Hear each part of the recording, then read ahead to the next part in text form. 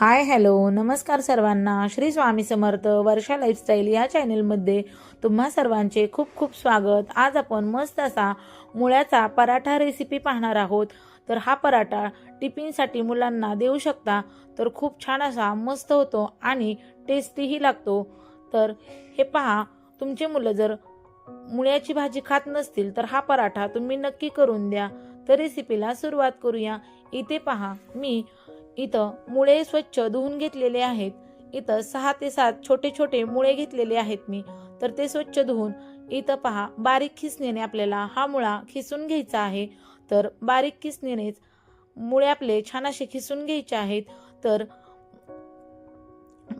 मोठ्या खिसणीने खिसले तर आपले पराठे फुटतात. तर त्यामुळे बारीक खिसणीनेच खिसून घेऊया. नंतर त्यामध्ये अर्धा चमचा मीठ घालायचं आहे. इथे पहा, मीठ घातल्यानंतर मी हे सर्व मिक्स करून घेते. मीठ घातल्याने आपल्या मुळ्याला छान असं पाणी सुटतं. तर हे पहा, झाकून ठेवून 15 ते 20 मिनिटं आपण साईडला ठेवून देऊया. तोपर्यंत आपल्याला इथं कणिक मळून घ्यायची आहे. त्यासाठी मी इथं गव्हाचं पीठ चाळून घेतलेलं आहे. साधारण 2 वाटी पीठ घेतलेलं आहे. त्यासाठी मी इथं चवीपुरतं मीठ घालून घेतलं आहे. आता इथं पहा, थोडं थोडं पाणी घालत आपल्याला छान असं पीठ भिजवायचं आहे. तर इथे पहा, थोडं थोडं पाणी घालत आपल्याला हे पीठ छान असं भिजवून घेऊया. तर घट्टसर गोळा बनवून घेऊया. तर तुमचे मुलं मुळ्याची भाजी खात नसतील तर हा पराठा नक्की करून द्या, खूप छान होतो. तर इथं आपली कणिक छान अशी भिजवून झाली आहे. आता त्यामध्ये थोडंसं आपण तेल घालून आपली कणिक छान अशी मऊ करून घेऊया.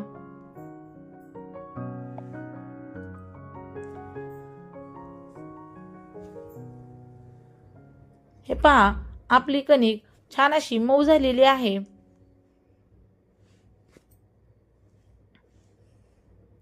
इथे पहा, आपण झाकून ठेवूया. तर आपला मुळ्यालाही छान असं पाणी सुटलेलं आहे. तर आता आपण हे पाणी घट्ट असं पिळून काढायचं आहे. त्यासाठी मी इथं एक पंचा घेतलेला आहे. त्यामध्ये आपला मुळा सर्व काढून घेऊया. खाली मी पातेलं ठेवलेलं आहे. त्यामध्ये आपल्याला हे पाणी सर्व पिळून काढायचं आहे. आता हे पिळून काढूया आपण. तर हे पाणी तुम्ही कणिक मळण्यासाठी सुद्धा वापरू शकता. तर इथे पहा, घट्ट असं पाणी पिळून काढलेलं आहे. आपला मुळा छान असा मोकळा करून घेऊया. हे पहा,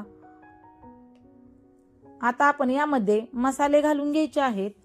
तर इथं पहा, मी इथं मिरचीचं वाटण करून घेणार आहे. त्यासाठी मी 2 हिरव्या मिरच्या, 1 चमचा जिरे, अर्धा इंच आलं आणि 10 ते 15 लसणाच्या पाकळ्या छान अशा मिक्सरमधून बारीक वाटून घ्यायच्या आहेत.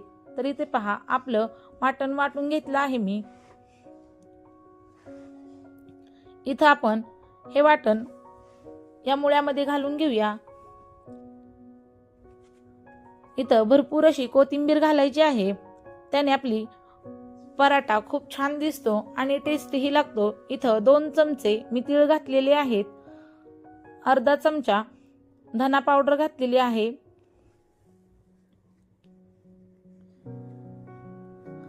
पाव चमचा आपण इथं ओवा घालायचा आहे. तो हातावर छान असा चोळून घालायचा आहे. आता आपण यामध्ये अर्धा चमचा लाल मिरची पावडर घालायची आहे. मिरची पावडर थोडीशी कमीच घालायची आहे. आपण अगोदर हिरव्या मिरच्या घातल्या आहेत, त्या अंदाजानेच आपण इथं मिरची पावडर वापरायची आहे. चवीपुरतं मीठ घालून घेतलं. आता आपण हे सर्व मिक्स करून घेऊया. खूप छान असा टेस्टी हा पराठा होतो. तर तुम्ही नक्की ही रेसिपी करून पहा. इथे पहा, मी हळद घालायची विसरली आहे. तर इथं आपण अर्धा चमचा हळद घालणार आहोत. हे पहा,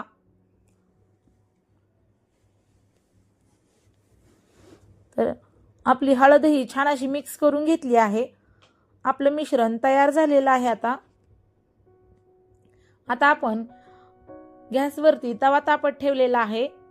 आता आपण पराठा लाटायचा आहे. तर इथं पहा, आपली कणिक ही छान अशी भिजलेली आहे.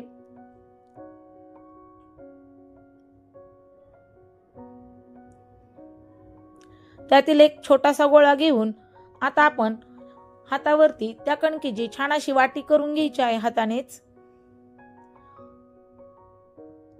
हे पहा, अगदी आपण पुरणपोळी करतो त्या पद्धतीनेच आपण इथं हा उंडा बनवून घ्यायचा आहे. तर त्यामध्ये मी थोडंसं पीठ टाकून आपलं मुळ्याचं सारण भरलेलं आहे त्यावरती परत थोडंसं पीठ टाकून छान अशी आपली वाटी ही बंद करून घ्यायची आहे. या पद्धतीने तुम्ही पाहू शकता आपला पराठा अजिबात फुटणार नाही आणि मस्त असा टम्म फुगतो.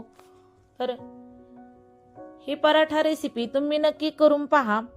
इथं पहा, मी थोडासा दाब देऊन असा प्रेस करून घेते. नंतर न पिठामध्ये बुडवून व्यवस्थित असं परत एकदा आपण हे सारण कडेपर्यंत जाऊपर्यंत छान असं दाबून घ्यायचं आहे. नंतर न हलक्या हाताने आपल्याला हा पराठा लाटून घ्यायचा आहे. खूपही दाब देत आपल्याला हा पराठा लाटायचा नाही, तर हलक्या हाताने उलट पुलट करत छान असा पराठा लाटून घ्यायचा आहे. इथे पहा, आपला पराठा एकदम हलक्या हाताने लाटून घ्यायचा आहे. नंतर न पलट करून आपण त्यावरती थोडंसं पीठ टाकून परत एकदा व्यवस्थित असा लाटून घेऊया. तर इथे पहा, आपल्याला हा पराठा खूपही जाड ठेवायचा नाही किंवा एकदम पातळ असाही लाटायचा नाही. तर मीडियम साईज मध्ये आपल्याला हा पराठा लाटून घ्यायचा आहे.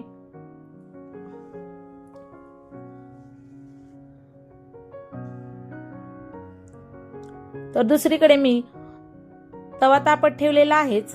तर इथं पहा, आपला पराठा छान असा लाटून झालेला आहे, खूपही जाड नाही. तर आता आपण तव्यावरती पराठा टाकून घेऊया. इथे पहा, 2 मिनिटांनंतर आपल्याला हा पराठा उलथून घ्यायचा आहे.